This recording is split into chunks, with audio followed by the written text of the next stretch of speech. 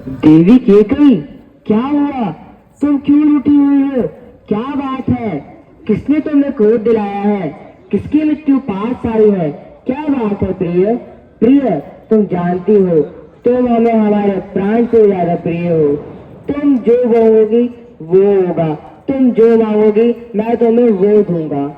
जहाँ तक सूर्य का चक्र घूमता है वहां तक सारी धरती हमारी है। इस इतने बड़े साम्राज्य में तुम जो मांगोगी वो मैं तुम्हें तत्क्षण लाके दे दूंगा। हमसे तुम्हारी यह अवस्था नहीं देखी जाती देवी के कई।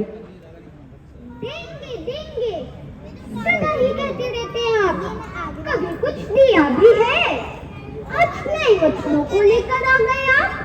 अभी तक तो पुराने वचन भी पूरे नहीं किए हैं। मैं नए वचनों को लेकर क्या करूंगी? कौन से पुराने वचन देवी? देखा, वो भी भूल गए। महाराज, जब देवासुर संग्राम हुआ था तब मैंने आपके प्राणों की रक्षा की थी, याद है ना? और आपने 2 वचन दिए थे, पहले उसे पूरा कीजिए। हाँ याद है, इस युद्ध में तुमने इतनी कुशलता से रथ चलाया था कि सारे योद्धा देखते रह गए थे और उस वक्त से हमने अपने प्राण तुम्हारे थोरोवन मान लिए थे। मुझे आप पर विश्वास नहीं है। आपको हम पर विश्वास नहीं? आपको एक रघुवंशी पर विश्वास नहीं? रघुकुल रे सदा चली आए, प्राण जाए पर वचन न जाए। महाराज, ऐसी चिकनी चुपड़ी बातों को तो रहने ही दीजिए।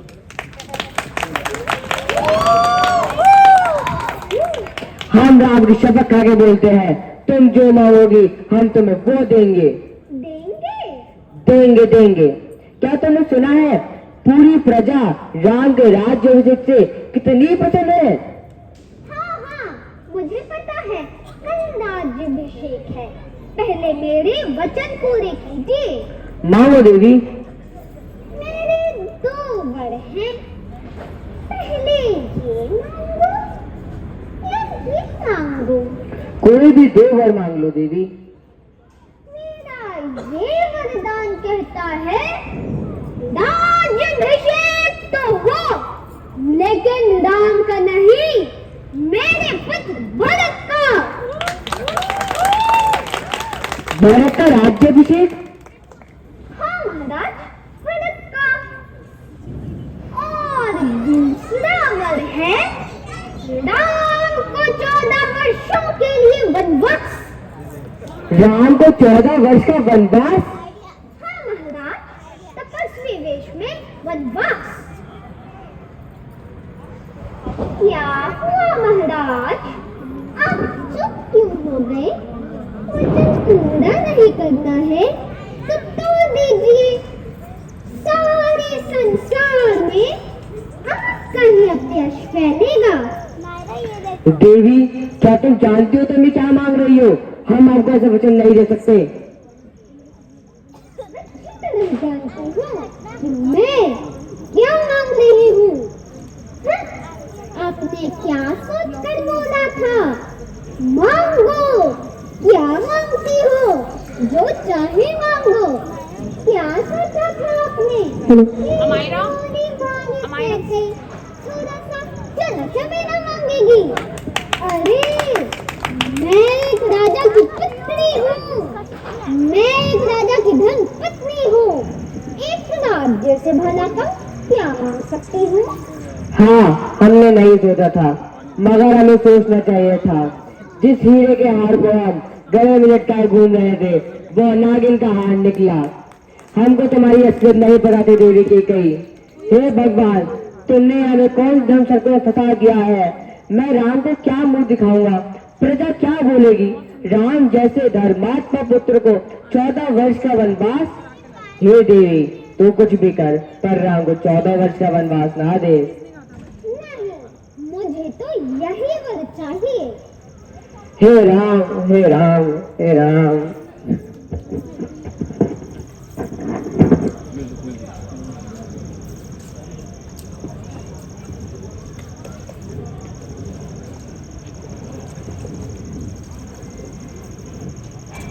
माते, हम जाने की आज्ञा मांगते हैं।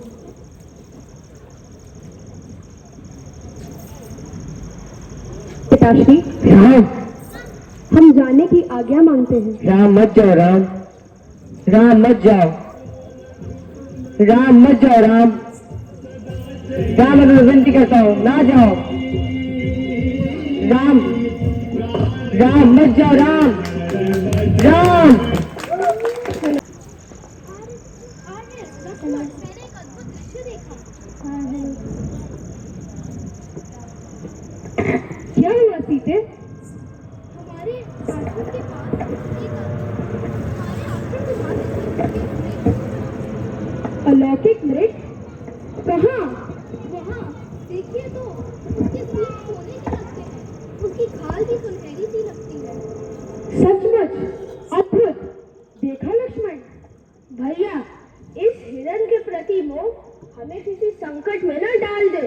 मुझे तो यह स्वर्ण हिरण कोई माया जाल लगता है, क्योंकि यह तो प्रकृति के बिल्कुल विरुद्ध है। इसे पकड़ लीजिए। पकड़ ले?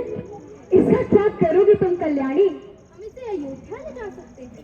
भैया, मुझे तो अभी भी संदेह है कि यह हिरण कोई माया जाल न हो। लक्ष्मण, इस सृष्टि में कुछ भी असंभव नहीं है। ज्ञानी और विज्ञानी भी इस सृष्टि के बारे में अधिक नहीं जानते हैं लक्ष्मण। भैया, भगवान की माया हो सकती है, किंतु मुझे तो यह अभी बस एक राक्षसी माया ही लगती है। यदि राक्षसी माया भी हो तो इसका अंत होना आवश्यक है। मैं अभी जाता हूँ और इस मृग को जीवित या मारकर अभी लाता हूँ। पर सावधान लक्ष्मण, तुम सीता की रक्षा करना, पर्णकुटी की सुरक्षा करना, क्योंकि वन में राक्षस आते जाते रहते हैं। जो आज्ञा भैया।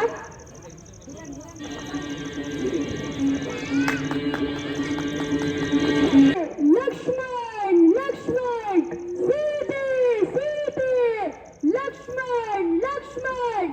लक्ष्मण, तुमने वो आवाज सुनी? हाँ सुनी भाभी। वो तुम्हारे भाई की आवाज है। वो तुम्हें पुकार रहा है। वो संकट में ना हो। भाभी, मैं जानता हूँ भैया किसी संकट में हो ही नहीं सकते, क्योंकि भैया को ना कोई देवता ना कोई राक्षस पराजित कर सकता है। इसीलिए आप अधीर ना होए। अधीर कैसे ना हूँ मैं? वो संकट में है। तुम कायर हो। अपने भाई को बचाना तुम्हारा कर्तव्य है। भाभी, आप ऐसी बातें ना करें। मेरा बस एक ही कर्तव्य है, और वो है अपने भाई श्री राम की आज्ञा का पालन करना। इसीलिए मैं आपको कहीं छोड़ के नहीं जा सकता।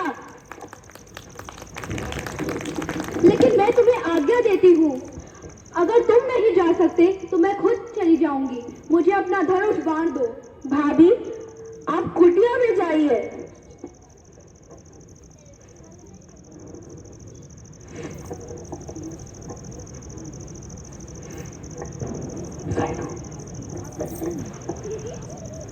माता गुरु की कृपा से मैंने यहाँ एक अदृश्य दीवार बना दी है। इस लक्ष्मण रेखा को कोई पार नहीं कर सकता, और मेरी आपसे विनती है कि आप भी इसे पार ना करें जब तक मैं और राम भैया वापस ना आ जाए। जैसी तुम्हारी इच्छा। भिक्षां देहि भिक्षां देहि भिक्षां देहि भिक्षां देहि। प्रणाम मुनिवर। देवी, हम बहुत दूर से आए हैं। आपकी कुटिया देख इस आशा में आए हैं कि हमें कुछ खाने को मिले। आप यहीं रुकिए, मैं अभी भोजन लाती हूँ। देवी, हम यात्रा से क्लांत हैं, हमें विश्राम की भी आवश्यकता है।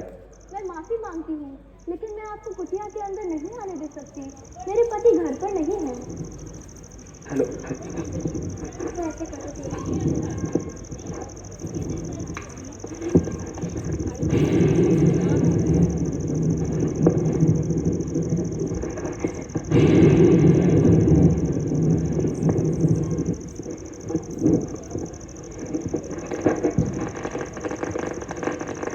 मुनिवर, मैं भोजन ले आई।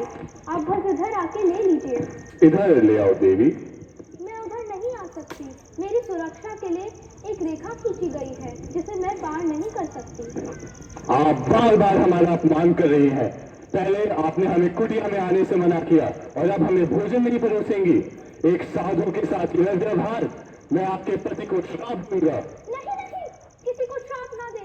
मैं अभी आपको खाना देती हूँ। मैं इसे भूल हो गई, मुझे माफ कीजिए। माफ किया?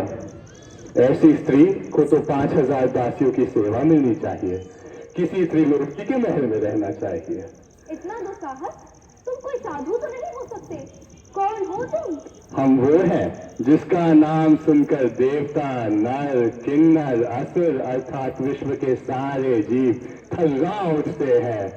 हम वो हैं जिसका राज तीनों लोकों में फैला हुआ है। हम हैं लंकेश्वर रावण।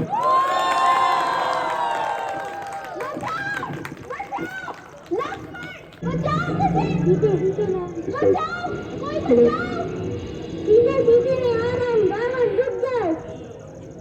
बचाओ मुझे!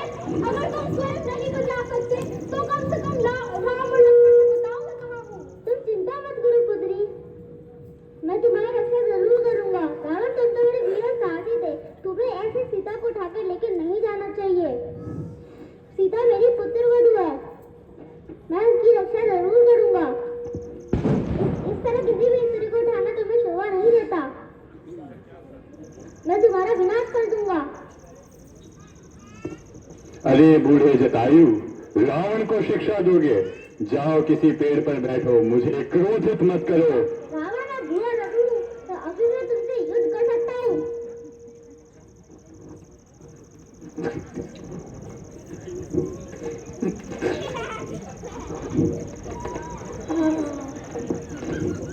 राम राम राम सीते सीते राम सीते सीते भैया ये देखिए राम।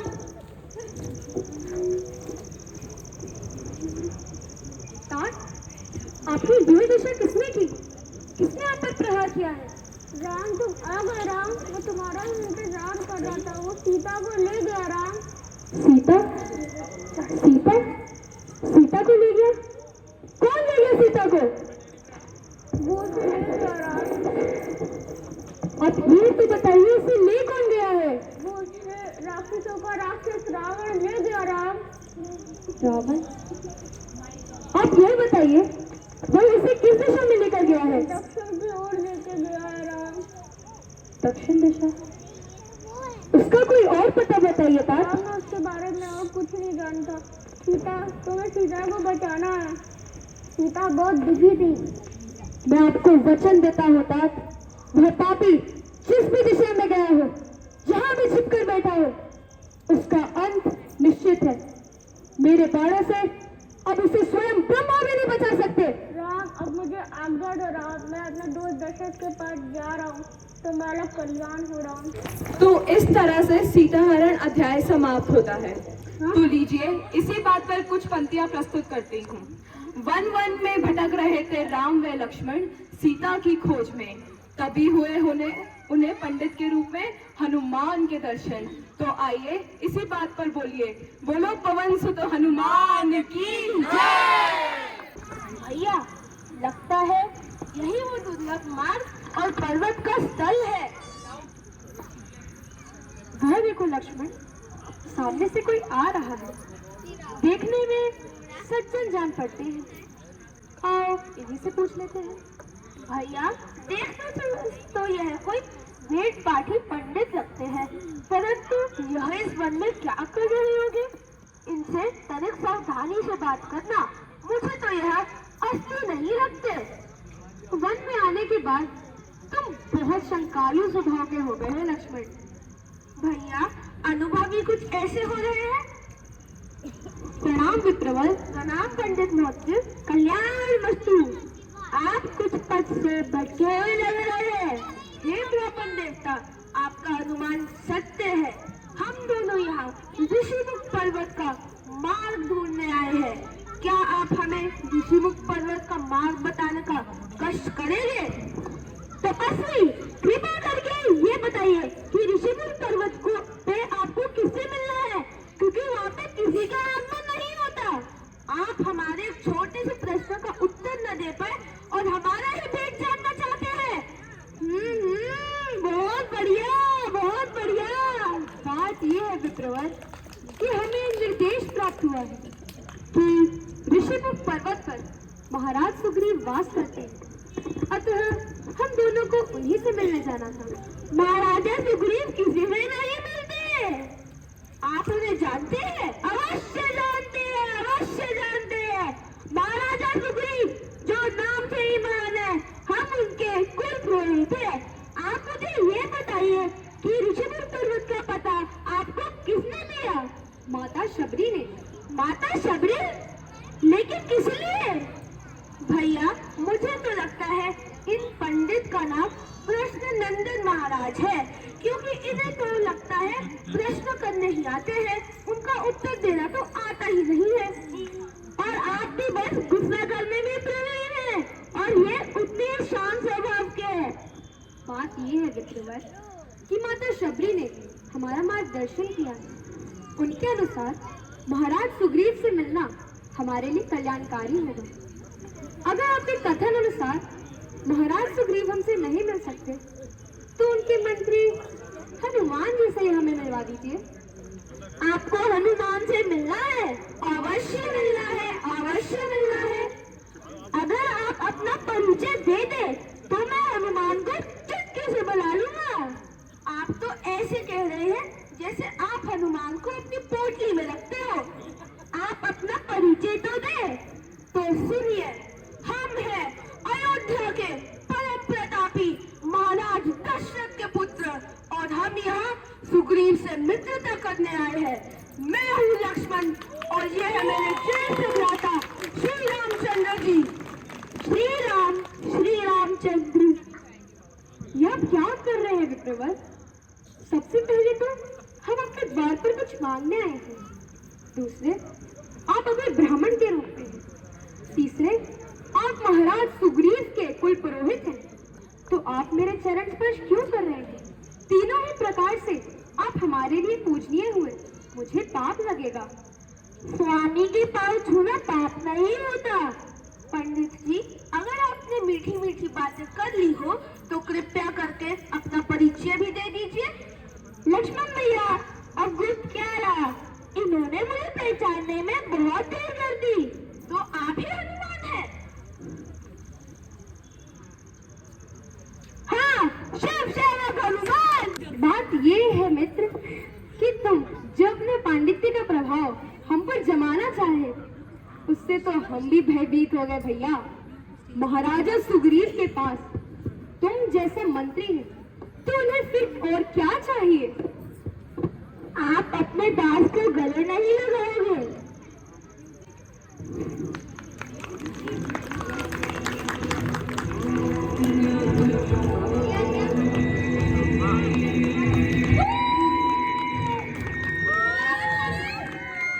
चलिए अगले अध्याय में प्रवेश करते हैं। देखते हैं हनुमान सीता की तलाश में लंका की ओर चले और रावण के महल के पास एक अशोक उपवन में माता सीता से मिले। माता सीते, मैं श्री राम जी का दूत हूँ। मैं उनका संदेश आपके लिए लाया हूँ। दूत? कौन सा दूत? मैं किसी दूत को नहीं जानती। तुम कोई रावण के दूत तो नहीं हो जो मेरे साथ छल करने आया है? मैं पवन पुत्र हनुमान, श्री राम जी का भक्त हूँ। तुम कोई झूठा रूप लेकर मुझे परेशान करने आए हो। मैं कैसे विश्वास करूं कि तुम मेरे श्री राम जी के दूत हो? माते, मुझ पर विश्वास कीजिए। ये वो मुद्रिका है जो आपने श्री राम जी को देने के लिए दी थी। ये उनकी निशानी है। ये वो मुद्रिका है जो आपने अपने हाथों से श्री राम जी को दी थी। अगर मेरे श्री राम सच्ची में मुझे याद करते हैं, तो उन्होंने आज तक मेरा खोज खबर क्यों नहीं पूछी? क्यों भुला दिया मुझे? उन्होंने सोचा नहीं कि मेरा हर एक दिन इधर कैसे बीत रहा है, मैं अपनी किस गलती का फल काट रही हूँ। वो जो सब पे दया करते हैं, उन्होंने मुझे भुला दिया। वो रोज आपकी वन में भटके हुए खोज करते हैं। वो महाराजा सुग्रीव के पास गए और आपका पता लगाया। उन्होंने मुझे आदेश दिया कि मैं आपके पास जाऊं। अगर आप मुझे आज्ञा दे तो मैं आपको इसी क्षण अपनी पीठ पर बिठा कर श्री राम जी के पास ले चलूं। मुझे तुम पर पूर्ण विश्वास तो हो गया है, लेकिन मैं तुम्हारे साथ नहीं जा सकती। ये मेरे पतिव्रत धर्म के विरुद्ध है, ये मेरी मर्यादा के विरुद्ध है। मैं चाहती हूँ कि मेरे श्री राम रावण को हरा के मुझे बचाएं, इससे उनका गौरव बढ़ेगा। अब तुम जल्दी जाओ और उन्हें बोलो कि वह मुझे बचाए। माते, मुझे आज्ञा दीजिए, मैं जाकर ऐसी लीला कर दूं कि शत्रु को हम पे भय होने लग जाए। माते, मुझे आज्ञा दीजिए। आज्ञा दी पुत्र। माते, मुझे भूख लग रही थी, क्या मैं यहाँ के थोड़े फल तोड़कर खा सकता हूँ? जैसी तुम्हारी इच्छा। सावधान वानर। अच्छा, यही है वो निराला बंदर, इसने पूरी लंका में उत्पाद मचा रखा है। जय श्री राम। प्रणाम श्रीमान। ये क्या उत्पाद है? कौन हो तुम? मैं पाटपुत्र हनुमान, श्री राम जी का पति। अच्छा, वानर होकर इतना उत्पाद, अभी दिखाता हूँ। सैनिकों, पकड़ो इसको और ले चलो पिताजी के समक्ष। पिताजी, यही है वो वानर जिसने पूरी लंका में उत्पाद मचा रखा है। कौन है ये दुस्साहसी? यही है पवन पुत्र हनुमान, श्री राम जी का दूत। श्री राम का दूत? आग लगा दो इसकी पूंछ में, निकालो इसे लंका से। जो आ गया। मेरी पूंछ पे आग लगाओगे? अभी बताता हूँ।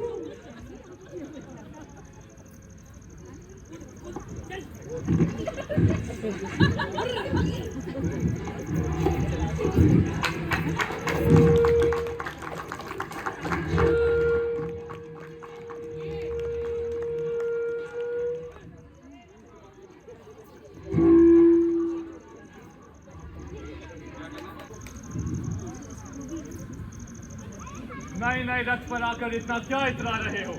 रावण के सामने शीश झुका कर आओ। तू इससे पहले अगर मेरे समक्ष शीश झुकाकर आ गया होता तो तेरे बच जाने की संभावना होती, पर अब तेरा शीश काटना ही अनिवार्य हो गया है। अरे तपस्वी, तुमने आज तक जिन योद्धाओं का सामना किया है, मैं उनके समान नहीं हूँ। मैं वो हूँ जिसका तीनों लोकों में गुणगान किया जाता है। मैं वो हूँ जिसने स्वयं लोकपाल को बंदी बनाया है। मैं हूँ लंकेश्वर रावण। तुमने मेघनाथ को मारा, तुमने बाली को छिपकर मारा, आज मैं उन सब का प्रतिशोध लूंगा। आज राम का सामना रावण से होगा। नीच निशाचर और सहाय स्त्रियों पर अपनी वीरता दिखाने वाले कायर, तू किस बात पर अपने आप को वीर कहता है? धर्म की मर्यादा भंग करने वाले पापी, आज तेरे समस्त पापों का दंड अवश्य मिलेगा।